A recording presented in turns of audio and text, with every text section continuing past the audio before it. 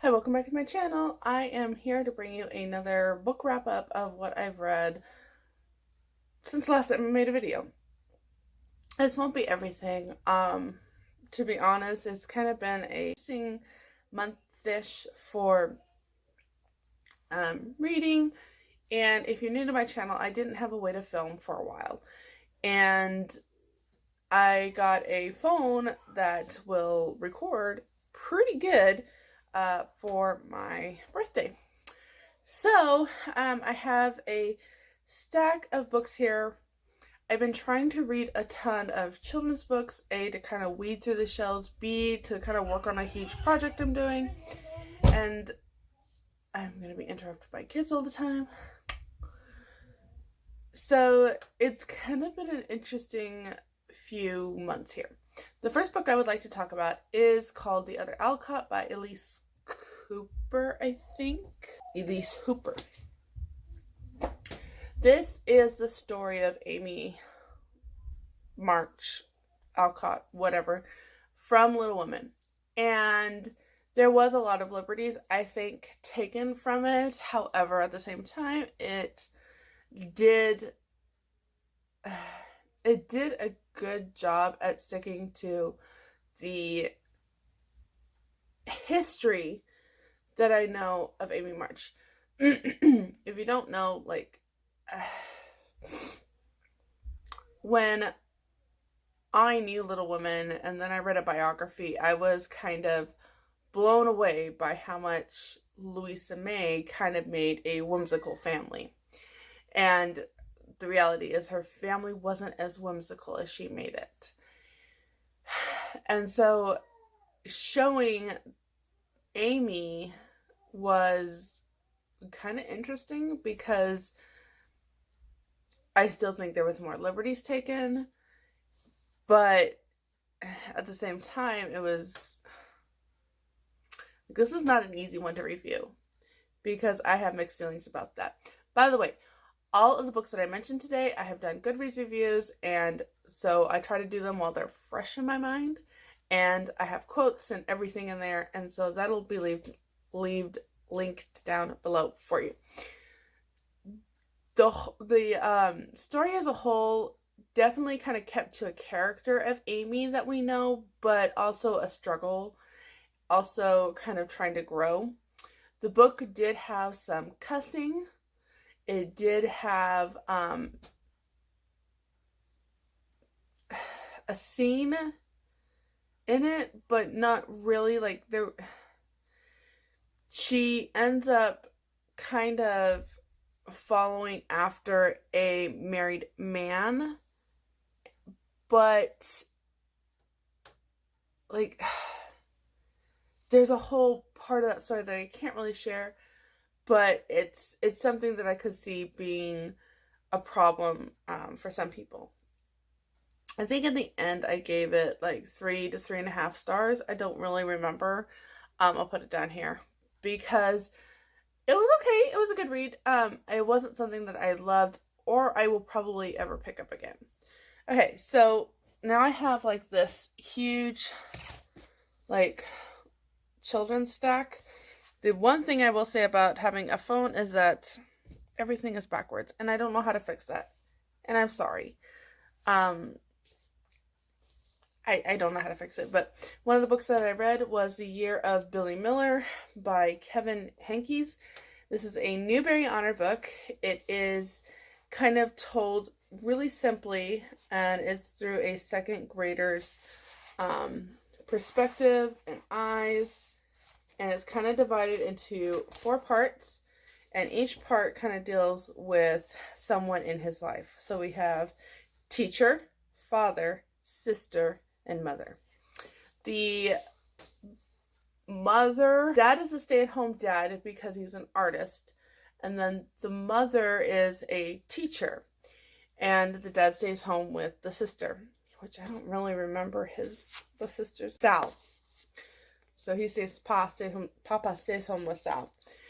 I really did enjoy this. I kind of liked that this is a book that I could hand to my 7-year-old, and it had a little more content than some of those easy readers which is something that he really likes.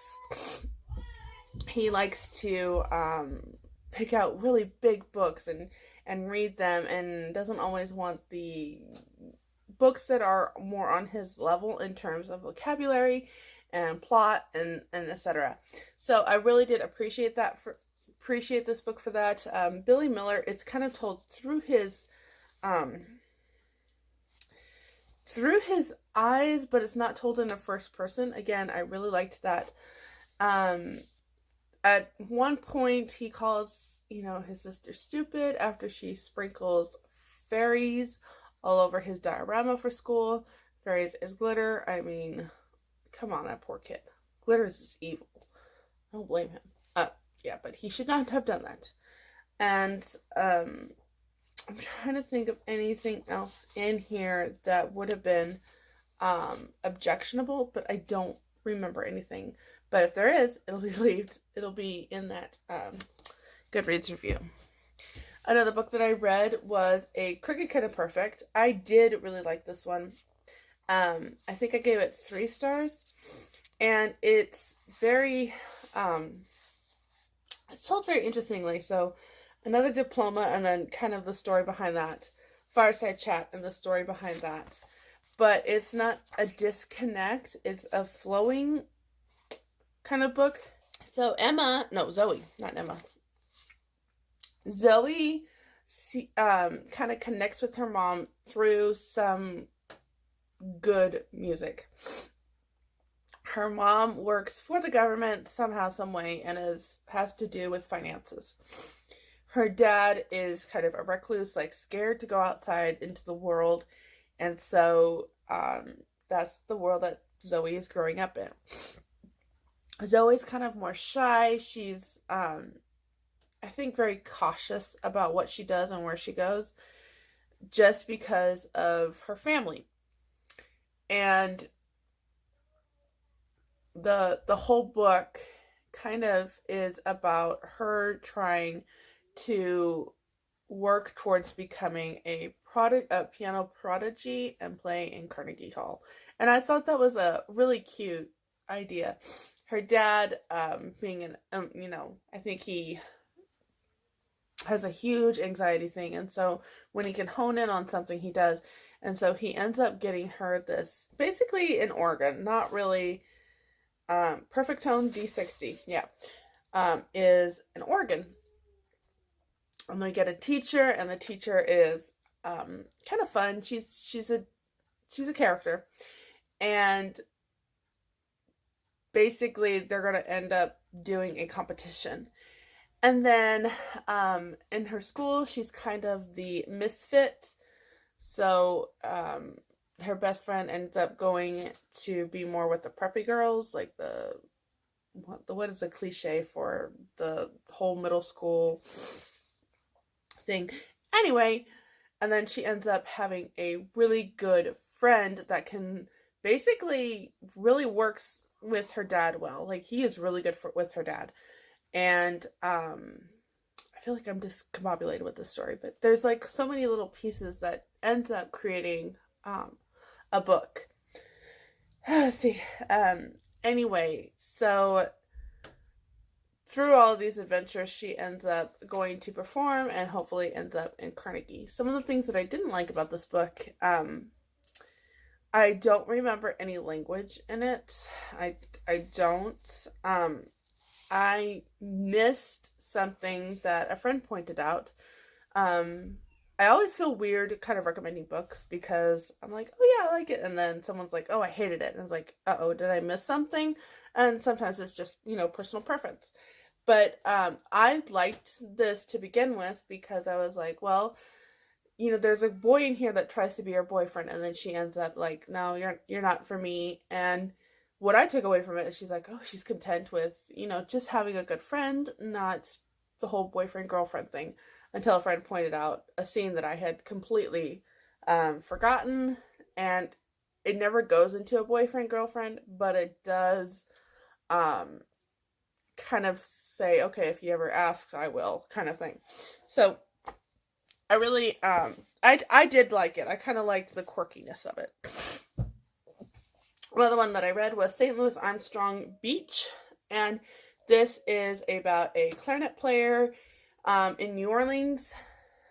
Yes, just before Hurricane Katrina. And so basically this book is during Hurricane Katrina. So he wants to get like this $1,000 clarinet. I'm a clarinet player, and so some of the things in here I could really relate to or understand or see where it was going. However, if you didn't ever play an instrument, it was kind of informative. It didn't actually leave you feeling like you didn't have all the pieces. And anyway, so he kind of, you get the culture of New Orleans in there a little bit. There is language in here. The boy uses it once, and the mom kind of says, "You're not going to talk like that," or she looks at him after he hears it and is like, "Don't you ever talk like that." And then later on, he does say, I think it has to do with your butt, like the other word for your butt, I think. So there is that. And then at the beginning, in another cliche kind of way, his next door neighbor and him, who used to be really good friends, are like enemies right now, again, because she's in this trying to be in this cool group in school, and she hosts a party that kind of goes out of control, and there's drinking involved, and basically he's like, no, this is what happened, and it got her in trouble because he told exactly what was going on. So she's not happy with him, and then Hurricane Katrina hits, and it's kind of how this town was like, it's going to pass us by, and then it builds up and builds up until the end. This is not a big book, but until the end, when he is helping a neighbor after running away from mom and dad because he has to protect his dog. So that's another issue. That's something that's going to happen here. He stays with the neighbor who has diabetes, and he has to basically keep her alive during Hurricane Katrina. And I really liked it. I kind of liked how he grew, and there was a line in here about how much he matured, but at the same time it was like he still got the essence of being a kid. I feel like I got really controversial with kid books this time, because this one is Each Little Bird That Sings. This won the National Book Award. No, it's a finalist. It didn't actually win. But it was pretty good. This tells the story of Comfort. Yeah, the names in here are hilarious. This tells the story of Comfort, and the family basically runs a funeral parlor. And then some of her closest family members basically start dying. Now, Comfort's biggest dream is to write obituaries. And so some of them are pretty hysterical.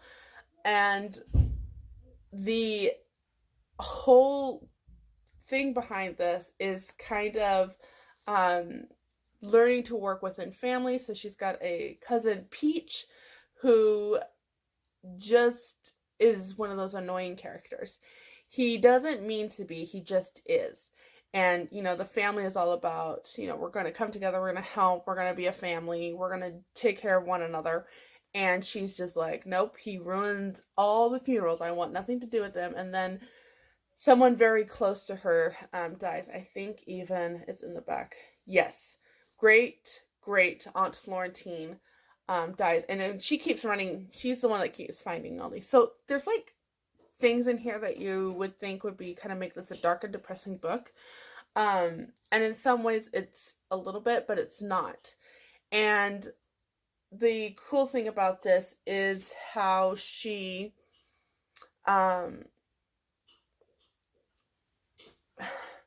grows within it. So these people close to her are dying, and she's having to still do the right thing, and it's not coming easy, but it's still being worked on. There's some attitude in here, but throughout all that, like, she grows, and you get to kind of see that. I really liked this one. I might have even given it 5 stars. And again, she's got friends in here that kind of want to be cool, so it must be that age or something. So then there's some drama there. Yeah, so I would definitely read more by this author. I've actually began looking more. I really liked this one. So I actually was reading some of it out loud to my mom, and she's like, well, leave that. I want to read it too. So you know that's a good book when your mom actually wants to read it. So another one we finished up with our school was My Side of the Mountain, Jean Craighead George. I don't know if anybody doesn't know about this book, but it's basically a boy tells his dad and family that he's running away, and he goes to live on his grandfather's mountain, and for a little over a year, he basically learns to survive the wilderness. He catches a falcon to kind of help him survive, and it's their story. And it's told in like a journal format, so some of it is on bark, and he, in his journal, kind of tells what was on the bark. And then some of it is illustrations, and it's just a really, really cool book. It won the Newbery Honor. It was worth it. So I really like this one. We started the second one, but I can already tell you it's not going to be as great as this one. And then there's a third book, so it'll be interesting to see. So in addition to that, we finally finished Carry On Mr. Bowditch by Jean Lee Latham. This is the first time I've ever read this book. It won the Newbery Medal, and it was completely worth it. Nathaniel Bowditch is now one of my favorite characters of all times within fiction books. And he wasn't really a fictional character, he was an actual person. So this basically is his life story, how he ends up going from indentured all the way to captain, and sailing and math, and he's very, very into math needing to be accurate. And there's just the one thing about this book is that we kept coming is who's gonna die next, because it seems like everybody dies in here. And it despite all that, this ended up being a 5-star read. Loved everything about it. It was his educational was very what I picture Charlotte Mason being.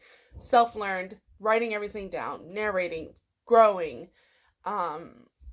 probably a little, he was still kind of diverse in what he did. I loved the time when he basically, in order to learn a different language, he took the Bible. So the Bible says, John 1:1, in the beginning was the Word, and the Lord was God. And he takes that and he basically starts learning a different language based on the common words of the Bible. So it was really, that was really fascinating. Another one that I finished, this is a library book, and I used to go back, but Little Blog on the Prairie. This one I think was 3 stars. I think I gave it 3 stars. But it tells the story of this mom who wants to vacation, kind of bring the family together, has always dreamed about being very Little House on the Prairie, but takes the whole family, and they go and they stay at this camp where basically you learn to live as you would during the 1890. So, she basically, at the beginning, I'm just so angry at this mom because she wants families to love being in her dream when it's completely opposite of everybody else. Everything kind of crumbles around them as they learn to survive. She ends up with her own Nellie Olson. She ends up with an Almanza, which kind of, there's a little bit more romance in it that I would have liked to just left out. There really was no reason for it to be in there. It kind of gave the idea without really needing to give the idea. Anyway, so throughout this, family is learning to work together, but a lot of it is that they don't work well together. So, one of the things, I'm trying to get to that, I'm getting distracted. One of the things that, what's-her-face does. So from a first-person perspective. Yeah, Genevieve. Her name is Genevieve, they call her Jen. Jen ends up, her mom was like, if you come and do this with me, you can have a cell phone.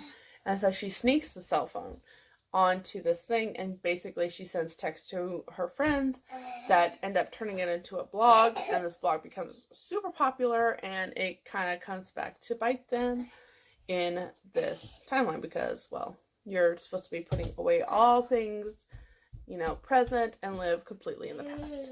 So again, I liked the idea of the story. It was kind of neat to see some of the struggles that would have been faced. You've got other people that come to this camp and kind of work themselves into the story, and that's kind of fun and interesting. I mean, you've got a goth girl in here who has to live fairy style, so it's kind of funny. So, again, that was like 3 stars. I mean, it was cute. It was nice to have something in my pocket, so if my daughter ever needs something to read, I'll be like, okay, you can read this. Let's move on to the adults. So one of the things that I read this month was Homeschool Bravely by Jamie Erickson. Y'all, I love this book. This was phenomenal, and I kind of want to do its own review, but I have done a Goodreads review, and I will leave it linked down below. But there was just a lot of nuggets in here, and I kind of like, because she's a homeschool mom of how many? Yes? Oh. Hi. She's a homeschool mom of 8, I think. And she's got older ones, and so it all kind of works together. And I feel like all the kids are coming in, so let's try to wrap this up. In addition to that, I had one audiobook that I finished, which was Eleanor Oliphant is Completely Fine. And that was, I think, a 4-star review. There was a lot of language in there, I'm just saying. And some of the idea behind the book was really hard to read and understand. I don't remember what interruption we're on now. But, okay, Eleanor Oliphant is Completely Fine. So, yeah, there's some language in there. This isn't a book that you would think should be liked, because the whole idea is that she's had a horrific upbringing. She is kind of a recluse, and she speaks her mind. So it kind of sets her apart from everybody. She is also an alcoholic, and she's got a lot to deal with. The Prince Charming that comes into her life is dirty, clumsy, just, I don't really know how to describe his character. He's fun, and I like him. He's not your Mr. Darcy. So I love that about it. And a lot of the book kind of goes around her trying to understand why the way she is not completely acceptable in society, like speaking your mind, the way you dress, some of the ideas you have, and all of that. She talks to Mummy every Wednesday at a certain time, and Mummy is a psychopath. Mummy is somewhere. I think she is, I think she's locked in a woman's institution. Anyway, there's more to that story, but you have to read the book to find out. So, I mean, there's just a lot of stuff that's getting hit with her. And Eleanor decides, after seeing a guy perform on concert, like, that's the one that I want. And basically, through that, she starts transforming, and then this guy comes into her life, and the transformation kind of continues throughout the story. I did like it, but it's hard to say I liked this book when you're trying to describe what the book is. It sounds horrible and horrific, kind of like A Man Called Ove or Ove. I'm not really sure which one it is. There's just things in there that you're like, okay, I should not be liking this book, but there is something about it that I do like. So, I will leave, again, I'm not going to keep repeating myself. I'll say this one last time. Everything is going to be linked down below for the Goodreads review that I did for it. So, let's briefly talk about one that I DNF'd, which is Did Not Finish. Triggers by Amber, Leah, and Wendy Speak. I actually had this copy, and then I saw on Hoopla, which is kind of linked to your library, that the audio version of this was available, so I picked it up because I've just been doing so much cleaning and so much household stuff that audiobooks are kind of like my best friend right now. By the way, the person that narrated Eleanor Oliphant was completely fine, did a phenomenal job. The guy's voices were a little weird, but I don't think I could have done any better, if you know what I mean. So anyway, oh, and it was take place in Ireland or Scotland. I think Scotland. Pretty sure it was Scotland. Anyway, Triggers, however, I ended up not finishing.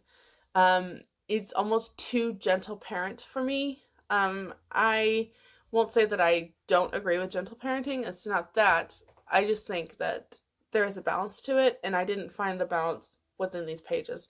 So I'm not finishing it. I offered it up for sale. It's just gonna leave my house.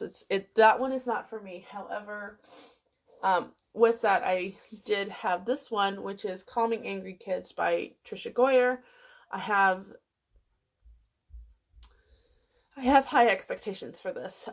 She adopted kids, and so it's like there's that whole coming into a family thing that you're going to be dealing with here. So, and I really like Tricia Goyer for the most part for the things that I have seen. Okay, so 2 books that I'm currently working on, including an audiobook, is The Gospel Comes with a House Key. Really loving this book. I have it on audio, and it's read by the author, and I'm really, really liking it. I am reading also Anne of Green Gables, My Daughter and Me, What My Favorite Book Taught Me About Grace and Belonging and the Orphan in Us All by Laura Lee Cracker. And this is kind of a memoir of her growing up as an orphan, adopted, and then adopting her daughter, and kind of just all of that. I didn't realize, so she is a Mennonite, and I didn't realize it was a Christian biography when I got it, so that was kind of a bonus. The writing in here, it goes from story into a section of Anne of Green Gables, and she's telling you as if you've never read it before kind of thing. And then she goes into more story and reflections and things like that. So it's not like unusual. It's just interesting how it was done, especially I think with so much detail into Anne of Green Gables as if you've never read it before, which apparently a lot more people haven't read it than I realized. And then the other book I am reading, because after all that, all those middle grade books, and I still have like a huge stack that I'm trying to work through to get back to the library, I needed me an adult book. So this is Where the Crawdads Sing by Delia Owens. It's not Delilah, but Delia Owens. And this is a Reese's Book Club, and so far I'm kind of liking Reese's Book Club choices. I actually found this in a little library, and I was so stoked about seeing it because, wow, like people in town, they're waitlisted to wazoo. So I'm really excited about that. I read like half the book in one sitting. And again, it's kind of like Eleanor Oliphant is completely fine. It shouldn't be a book I like. Again, everybody in this person's life has left her. And I think you get that from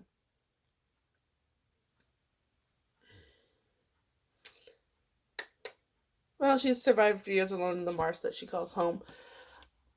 Basically, everybody in her family has left her. And so in that aspect of living in the marsh of North Carolina, it's very like Gene Stratton Porter, Freckles, Girl of the Limberlost, Harvester, that kind of thing. And My Side of the Mountain, very much like that and really kind of cool. However, halfway through, we now have some teenage boys in the picture with their hormones, and there's definitely been some times when I'm kind of just like flipping through a little bit quickly. There's very little language in here so far, or I'm just gotten desensitized to it. I don't use language.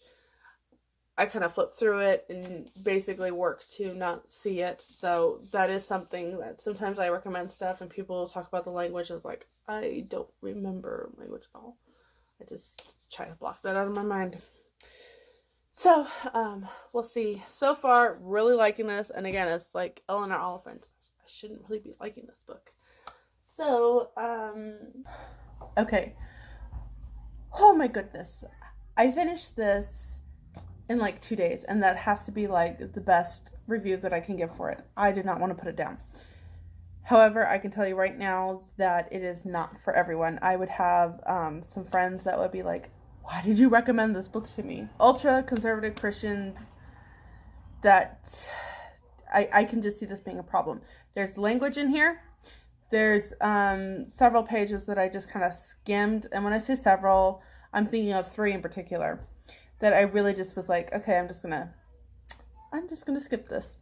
So, Where the Crawdad Sings is about a girl whose family leaves her. So that I think is pretty, watching kids, that I think is pretty obvious, like from the get-go, because the rest of the story is how she survives. Maybe more Island of the Blue Dolphins would be a better comparison. And then basically at the beginning of the book, these 2 boys find a dead body. And so that's 1969. And then they go back to like 1950s-ish type of thing. And you're just going kind of back and forth. They uncover something a little bit different. And then they go back in time to reading more about Kaya.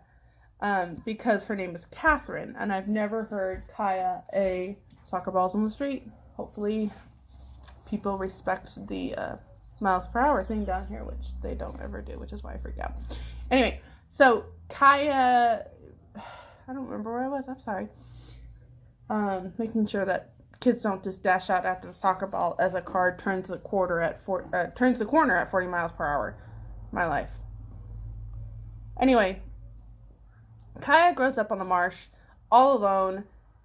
Basically, she tried going to school and she was made fun of. She's a marsh girl, so it's total class issues here, typical 1950s. Another vibe I got throughout this book is very To Kill a Mockingbird. And I asked on Instagram if anybody else had that feeling that has read this, and I had 2 other people say that they did. So I'm not alone in my thinking, which is kind of nice. But basically, you get her whole story leading up into this murder, and it's like did she do it or not? And then there's just more information after that. Like I said, I finished this thing in 2 days. I did not want to put it down. I don't know if you can see the dark circles in my eyes, but I can't get dark circles. I can get 3 hours sleep and not get dark circles. It's not a blessing. It's a curse, because you want something to hold and say, look, I've got proof that I'm super tired, and you don't have any. So I have the temper, not the dark circles. I would definitely take the dark circles over the temper. Anyway, so amazing. I really liked it, but the other part of me is like, I shouldn't like this book. Like, this book, like, this girl has gone through some horrible things, and her viewpoint, because she didn't have a love to guide her throughout her whole life, just nature, was difficult. It wasn't good. And so you don't want to like the story for that, but I like the story. Probably a huge part of it is I had Jean Stratton Porter visions throughout this whole book as I was reading it, because she likes to collect bird feathers, and she studies them, and shells, and grasses, and I mean, it's just incredible. The nature in this is just cool. So I think I gave it 4 stars. I say I think because this was a hard one to review, because I like it, but I don't feel like I should admit that I like it. It's weird. So I did take a star away, regardless of what I would put it. There's a star away because I just don't like sex or smut in my books, regardless of whatever. I don't like it. I don't like to read it. I don't want to know anything. And the language. So, yeah, that's my review on this. Books that I read this past month. Thank you so much for watching, and I will see you in my next video.